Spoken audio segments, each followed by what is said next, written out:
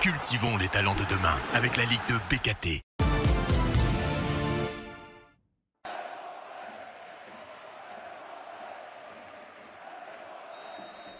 Malgré les 2-0-0 consécutifs contre Bastia et à Grenoble, le Stade de Reims deuxième est dans les clous pour la montée, mais la concurrence est féroce et c'est en cela où les hommes de Karel Gerrits doivent retrouver l'efficacité offensive face à Amiens, barragiste. Des Rémois qui n'ont marqué que 3 buts lors des 5 derniers matchs se montrent entreprenants dès les premiers instants. 3 minutes de jeu, la frappe de Théo Léoni au sortir d'une belle action collective frôle le montant de Paul Bernardoni.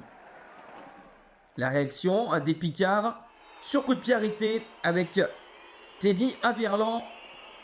Le coup franc contourne le mur mais passe à côté du montant d'Ewen Jawen. Reims a connu 11 clean sheets depuis le début de la saison, dont les 4 derniers matchs. Pour l'instant, pas de but, peu d'occasions. Il faut s'en remettre aux transitions. Voici une avec cette frappe d'Anchtia. En léger déséquilibre, c'est trop croisé. 0-0 à la pause. Amiens n'a perdu aucun de ses 6 derniers matchs de championnat face à Reims.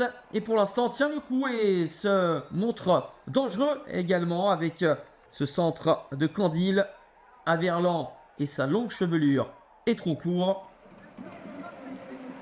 Mais au fil des minutes, Reims va intensifier son pressing et se montrer dangereux avec cette frappe de Nakamura qui rentre vers l'intérieur et met à contribution Bernardoni.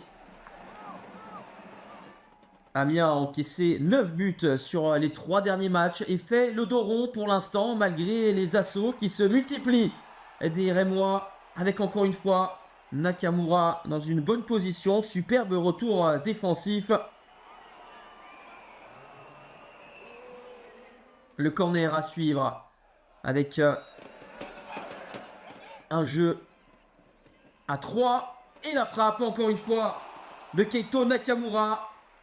Plus de 30 tirs dans cette partie, seuls 6 ont été cadrés. On ne peut pas reprocher aux acteurs de ne pas essayer. Il manque ce soupçon de réalisme, ce soupçon de réussite. Amiens qui s'est surtout évertué à défendre à partir de la 50e minute.